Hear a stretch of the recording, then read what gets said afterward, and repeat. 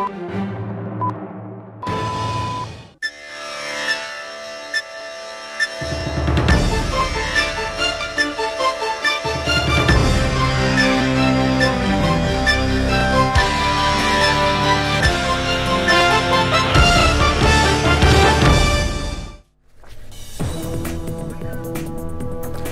আলাইকুম সকল দর্শক শ্রোতাকে আমন্ত্রণ জানিয়ে শুরু করছি চ্যানেল আই সংবাদ। সংবাদ স্টুডিওতে আপনাদের সাথে আছি মোহাম্মদ রাইহান। বিস্তারিত সংবাদের শুরুতেই জানিয়ে দিচ্ছি ফ্রেশ আটা ময়দা সুজি সংবাদ শিরোনামগুলো। জুলাই অভ্যুত্থানের বর্ষপূর্তি উদযাপন শুরু, কর্তৃত্ববাদী আওয়ামী লীগ সরকারের পতনের জন্য শহীদের ছাত্র জনতাকে স্মরণ। প্রধান উপদেষ্টার সঙ্গে মার্কিন পররাষ্ট্রমন্ত্রীর ফোনালাপ, আলোচনা উষ্ণ, সৌহার্দ্যপূর্ণ ও গঠনমূলক হয়েছে বলে জানিয়েছে প্রেস উইং। এলজিআরডি উপদেষ্টা ভুল করে আগ্নেয়াস্ত্রের ম্যাগাজিন নিয়েছিলেন বলে স্বরাষ্ট্র উপদেষ্টার মন্তব্য, নিরাপত্তা ইস্যুতে কাউকে ছাড় না দেওয়ার ঘোষণা। এবং চীন নির্বাচিত সরকারের সঙ্গে কাজ করতে চায় বললেন বিএনপি মহাসচিব। বাণিজ্য সহ দুদেশের নানান বিষয়ে ইতিবাচক আলোচনার দাবি।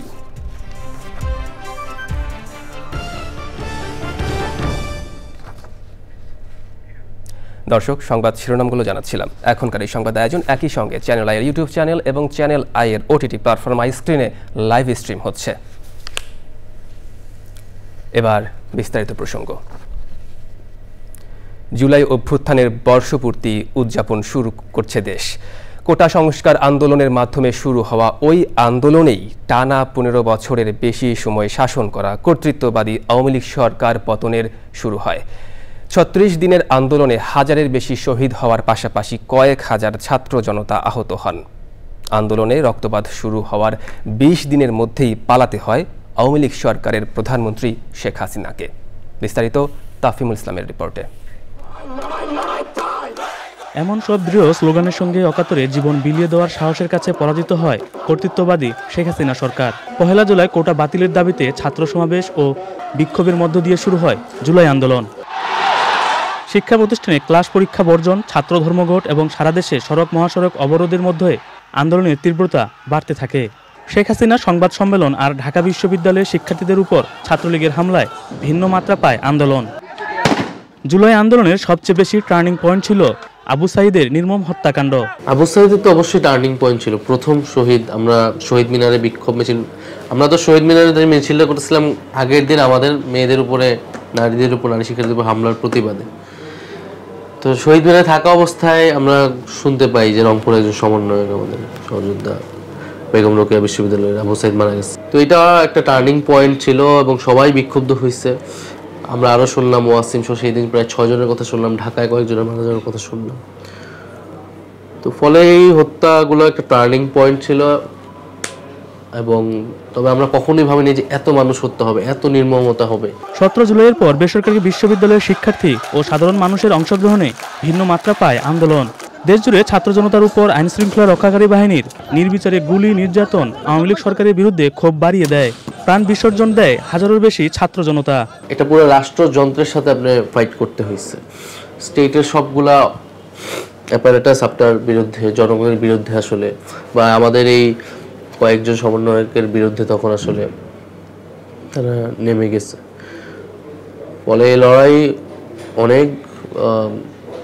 অবশ্যই অনেক চ্যালেঞ্জিং ছিল, কিন্তু এটা সফল হয়েছে একেবারেই বাংলাদেশের সাধারণ মানুষ, সাধারণ ছাত্রদের স্বতঃস্ফূর্ত অংশগ্রহণ, তাদের বিবেকবোধ, ন্যায়বোধের জায়গা থেকে রাজপথে নেমে আসা অংশগ্রহণ, সেটার কারণে আসলে এটা গণঅভ্যুত্থানের রূপ নিতে পারছে এবং সফলতা পাইছে। ছাত্র সমাজের 9 দফা দাবি থেকে 1 দফায় রূপান্তর, অতঃপর মার্চ টু ঢাকা কর্মসূচি। এর ধারাবাহিকতায় ফ্যাসিস্ট শেখ হাসিনা পদত্যাগপত্র জমা দিয়ে দেশ থেকে পালিয়ে যায়। রাজপথে শুরু হয় বিজয় উল্লাস। গণভবন, সংসদ ভবনে ঢুকে পড়ে বিজয়ী ছাত্র জনতা।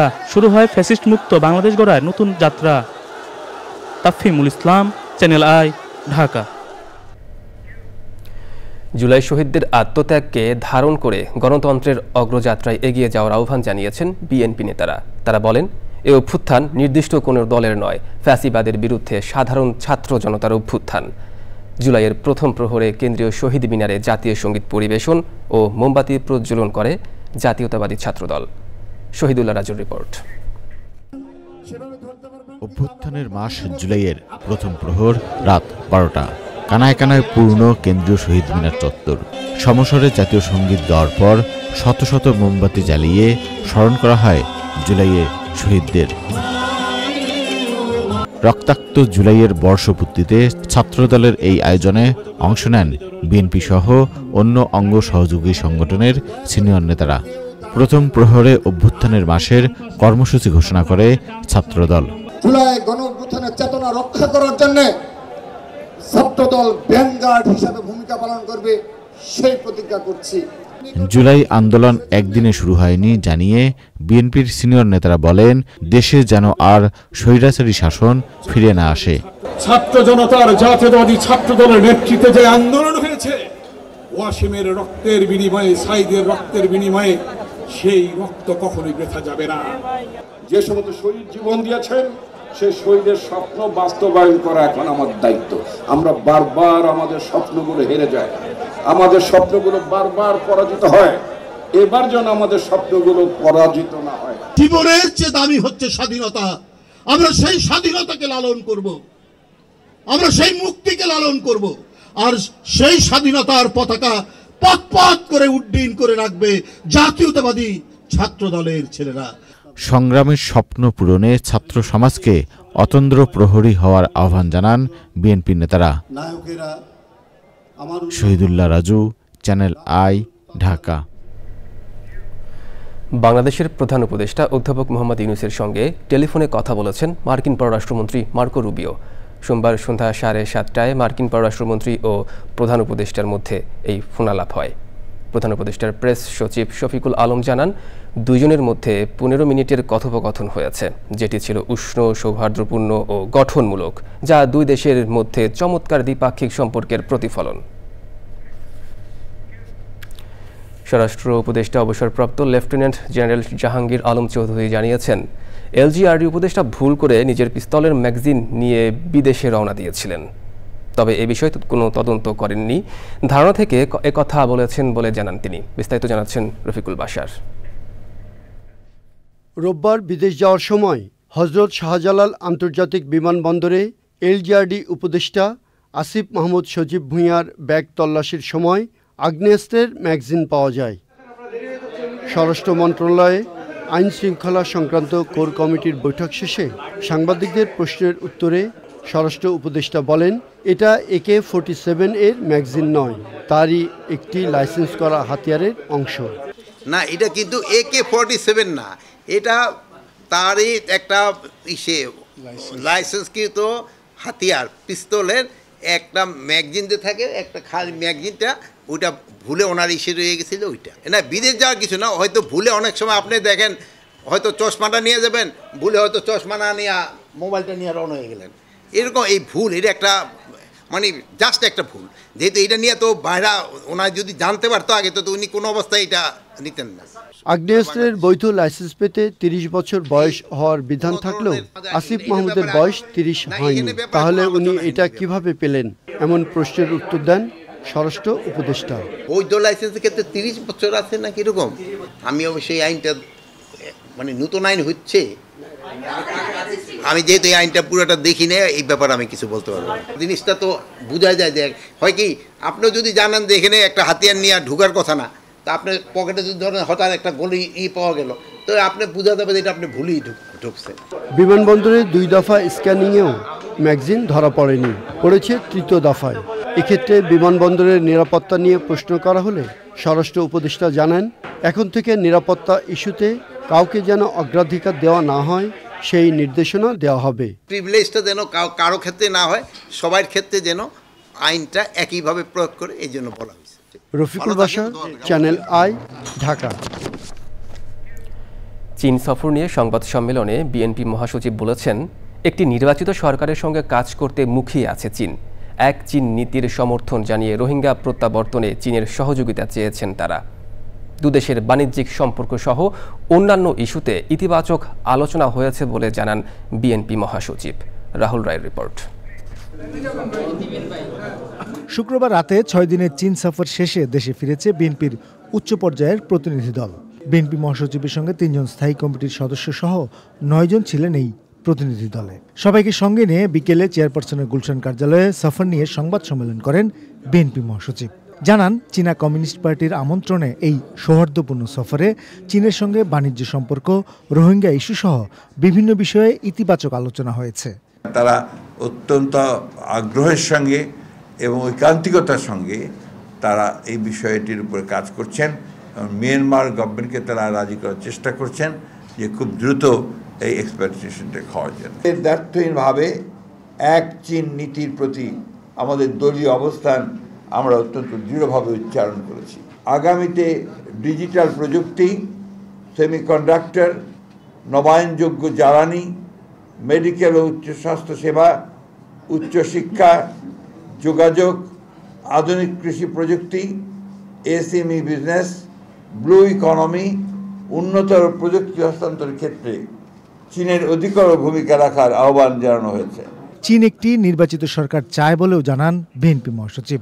চীন আশা প্রকাশ করেছে যে নির্বাচিত সরকারের সঙ্গে তারা আরও গভীর দৃঢ়তার সঙ্গে, আন্তরিকতার সঙ্গে, ভালোবাসার সঙ্গে, প্রেমের সঙ্গে কাজ করবে। মির্জা ফখরুল বলেন, গুরুত্বপূর্ণ প্রতিবেশী ও উন্নয়ন সহযোগী দেশগুলোর সঙ্গে সুসম্পর্ক রাখার বিষয়েও চীনের সঙ্গে আলোচনা হয়েছে। চীনের আগ্রহ যথেষ্ট রয়েছে যে আমরা আমাদের প্রতিবেশীদের সঙ্গে সুসম্পর্ক রাখি। রাহুল রায়, চ্যানেল আই, ঢাকা। জোরপূর্বক ফিলিস্তিনিদের উচ্ছেদের জন্য গাজায় হামলা জোরদার করেছে ইসরায়েল। সোমবার গাজার বিভিন্ন স্থানে দফায় দফায় চালানো বিমান হামলায় নিহত হয় অন্তত 85 ফিলিস্তিনি। এছাড়া গাজার সমুদ্র সৈকতে একটি ক্যাফেতে ইসরায়েলের চালানো হামলায় প্রাণ হারিয়েছে 30 ফিলিস্তিনি। আহত হয়েছেন অনেকে। নিহতদের মধ্যে নারী, শিশু সহ সাংবাদিকও রয়েছেন। প্রত্যক্ষদর্শীরা জানিয়েছেন, সমুদ্র সৈকতের আল বাকা ক্যাফেটেরিয়ায় বিমান থেকে বোমা হামলা চালানো হয়। একজন সাংবাদিক জানান, স্থানীয় সাংবাদিকরা ইন্টারনেট ব্যবহার সুবিধার জন্য প্রায় ওই ক্যাফেটেরিয়া ব্যবহার করতেন। এছাড়া মানবাধিকার কর্মী সহ পেশাজীবীরাও সেখানে জড়ো হতেন।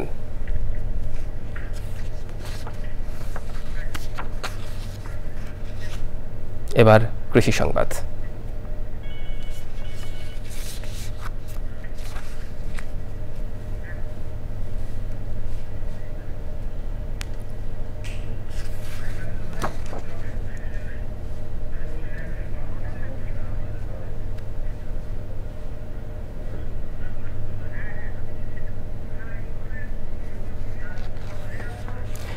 চাঁপাইনবাবগঞ্জের প্রত্যন্ত অঞ্চল ভোলাহাটে ব্যাপক সাড়া ফেলেছে সাম্মাম চাষ। মাত্র 60 দিনে উৎপাদন হওয়া নতুন ও দামি ফসল সাম্মাম চাষ করে একই জমিতে অন্য ফসল আবাদের সুবিধার কথাও বলেছেন কৃষক। চাঁপাইনবাবগঞ্জ থেকে আশরাফুল ইসলাম রঞ্জুর পাঠানো তথ্য ও ভিডিও চিত্র নিয়ে তাফিমুল ইসলামের রিপোর্ট।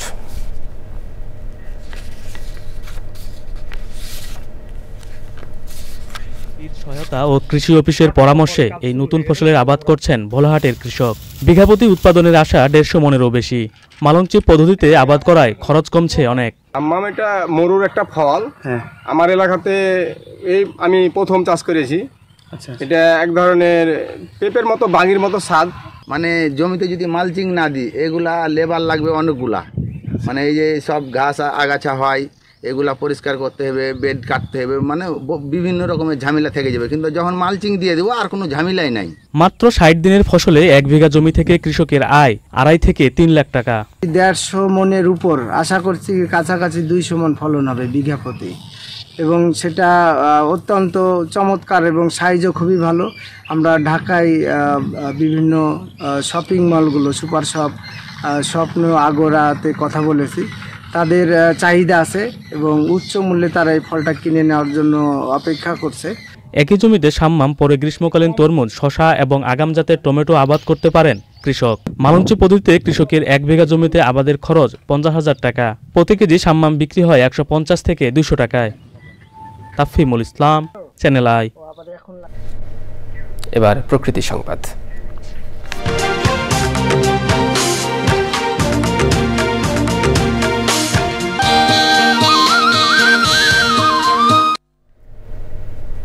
গাজীপুরে একসময়ের উন্মুক্ত ও জনস্বার্থে ব্যবহৃত সরকারি পুকুরগুলো এখন দখল দূষণের শিকার। নগরায়ন, প্রভাবশালীদের দখলদারিত্ব এবং সুষ্ঠু তদারকির অভাবে হারিয়ে যাচ্ছে প্রাকৃতিক জলাধারগুলো। এতে হুমকিতে পড়েছে জনজীবন, পরিবেশ ও জীববৈচিত্র্য। ফজলুল হক মোরলের তথ্য ও মাসুদ পারভেজের ভিডিও চিত্রে সঞ্জিদা স্নিগ্ধার রিপোর্ট। দখল দূষণ শুধু পরিবেশে নয়, স্থানীয় জীববৈচিত্র্য ও জনস্বাস্থ্যকেও ফেলছে হুমকিতে। পুরনো এই জলধারাগুলো এলাকার পরিবেশ, কৃষি এবং জীববৈচিত্র্য রক্ষায় গুরুত্বপূর্ণ ভূমিকা রাখলেও এখন তা অস্তিত্ব সংকটে। পুকুরের পানি দূষিত হয়ে পড়ায় মাছ চাষ যেমন ব্যাহত হচ্ছে, তেমনি বাড়ছে মশার উপদ্রব, ছড়াচ্ছে ডেঙ্গু সহ অন্যান্য রোগবালাই।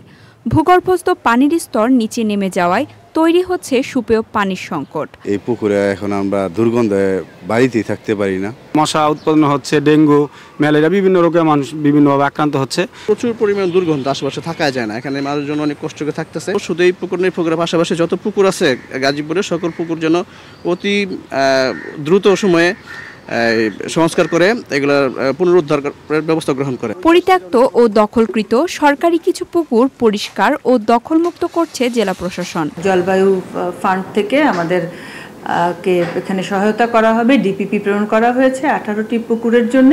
প্রস্তাবটি যখন সমস্ত প্রক্রিয়া সম্পন্ন করে আসবে তখন আরও কিছু মানে দৃশ্যমান পরিবর্তন আমরা এখানে দেখতে পাবো। বেশ কিছু পুকুর সংস্কারের উদ্যোগ নেওয়া হয়েছে আমাদের মন্ত্রণালয় থেকে। এটা অচিরেই কাজ শুরু হবে। সরকারি যে পুকুরগুলো আছে সেই পুকুরগুলো পুনরায় আবার পুনরুজ্জীবিত হবে। প্রাকৃতিক এই জলধারাগুলো রক্ষা করা না গেলে পরিবেশ ও জনজীবনে পড়বে বিরূপ প্রভাব। সঞ্জিদা স্নিগ্ধা, প্রকৃতি ও জীবন ডেস্ক, চ্যানেল আই। দর্শক, সংবাদ শেষ করব, তবে যাওয়ার আগে ফ্রেশ আটা ময়দা সুজি সংবাদ শিরোনামগুলো জানিয়ে দিচ্ছি আরও একবার। জুলাই অভ্যুত্থানের বর্ষপূর্তি উদযাপন শুরু। কর্তৃত্ববাদী আওয়ামী লীগ সরকারের পতনের জন্য শহীদ ছাত্র জনতাকে স্মরণ। প্রধান উপদেষ্টার সঙ্গে মার্কিন পররাষ্ট্রমন্ত্রীর ফোনালাপ। আলোচনা উষ্ণ, সৌহার্দ্যপূর্ণ ও গঠনমূলক হয়েছে বলে জানিয়েছে প্রেস উইং। এলজিআরডি উপদেষ্টা ভুল করে আগ্নেয়াস্ত্রের ম্যাগাজিন নিয়েছিলেন বলে স্বরাষ্ট্র উপদেষ্টার মন্তব্য। নিরাপত্তা ইস্যুতে কাউকে ছাড় না দেওয়ার ঘোষণা। এবং চীন নির্বাচিত সরকারের সঙ্গে কাজ করতে চায় বললেন বিএনপি মহাসচিব। বাণিজ্য সহ দুদেশের নানান বিষয়ে ইতিবাচক আলোচনার দাবি।